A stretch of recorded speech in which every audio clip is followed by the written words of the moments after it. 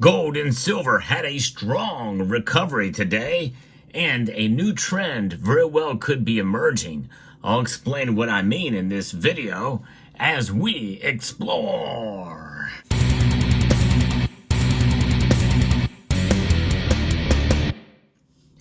A good day for gold and silver. They have recovered strongly. Before we get into exactly what happened, I want to make you aware of Summit Metals. They are the sponsor of the channel.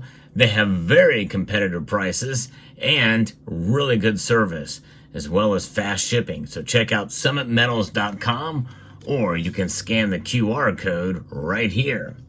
Now, gold and silver have snapped back today. In fact, recovering most of the losses for gold and about half of the losses that we saw for silver today, for one reason and other things too, but we'll get into the main reason here in a moment. Before we get to that, let's take a look at the markets moments before they close.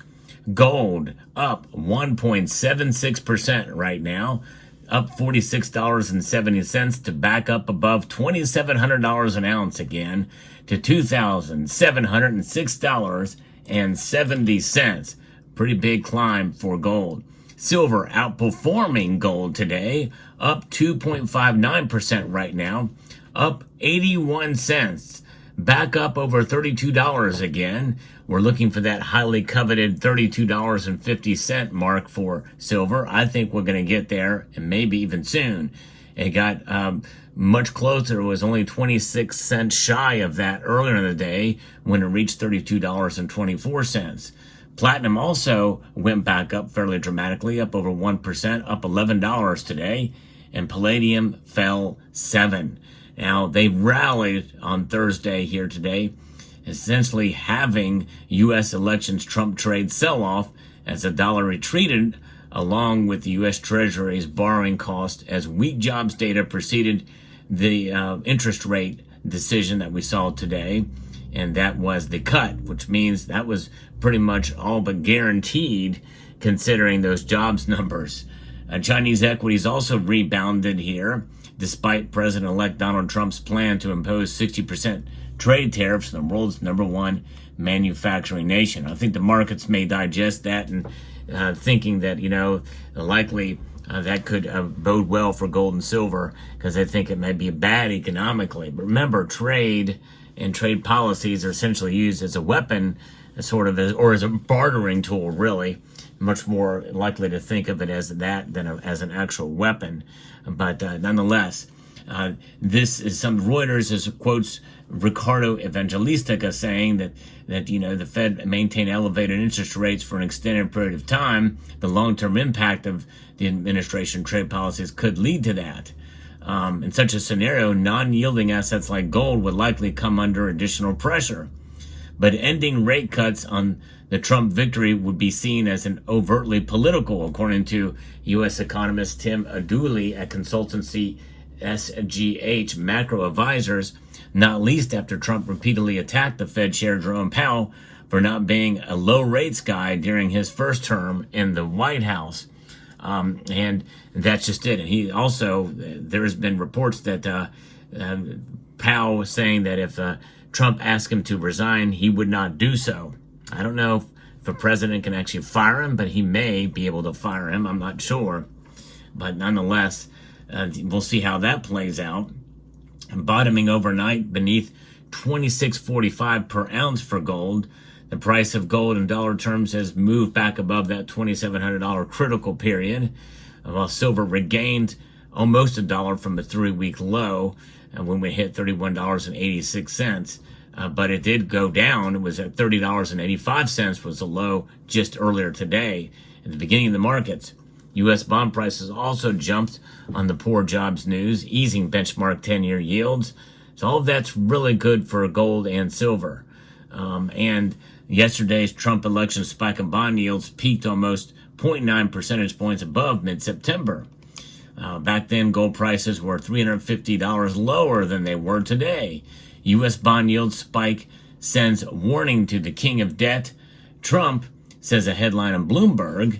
As it currently stands, says French bank Natixis, we think that the gold market has largely favored in the Fed's 2025 rate cuts, forecasting only marginal gains for gold prices in 2026 as the rate cut cycle ends. And I'm looking out through the Fed watch tool. It is indeed, we have a 74.7% chance that in December they're going to cut another quarter point.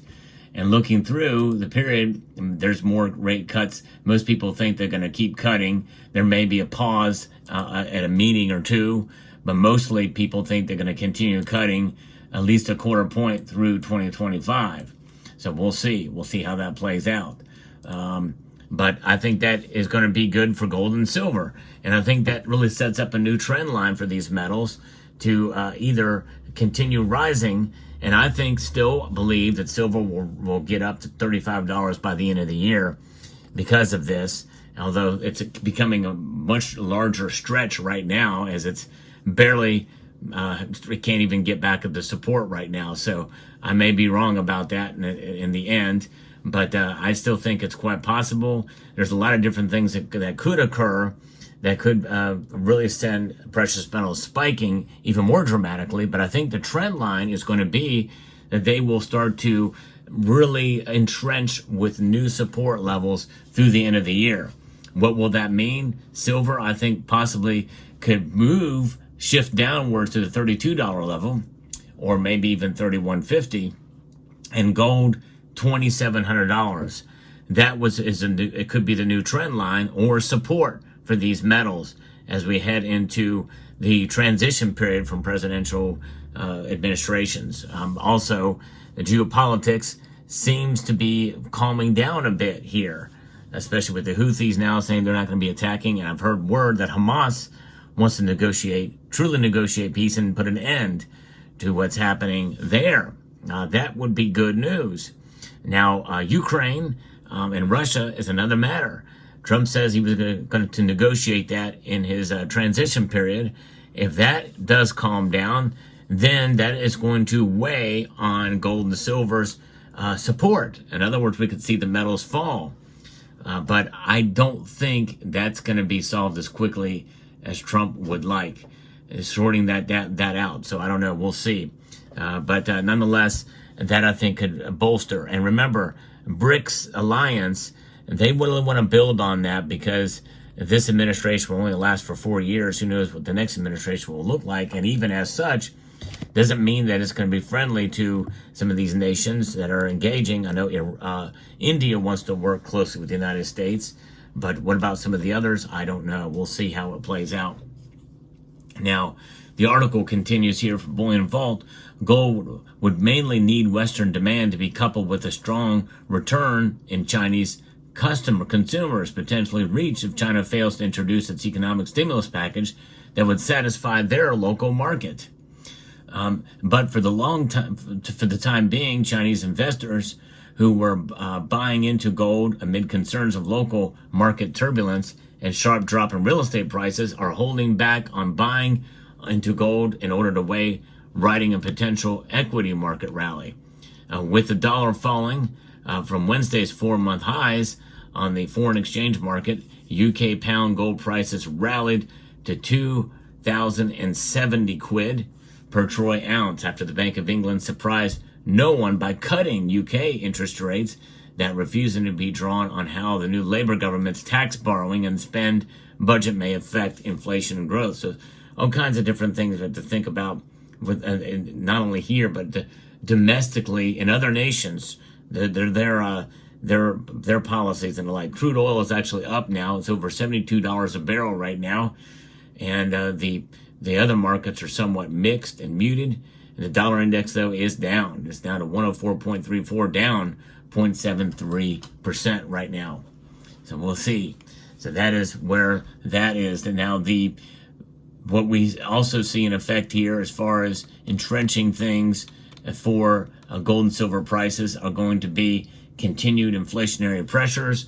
That is what Federal Reserve Chairman said, that inflation is still here. That means the dollar is losing its value even more so. 2.1% with the producer price, or the one of the measures that the Fed looks at. But what about consumer price index?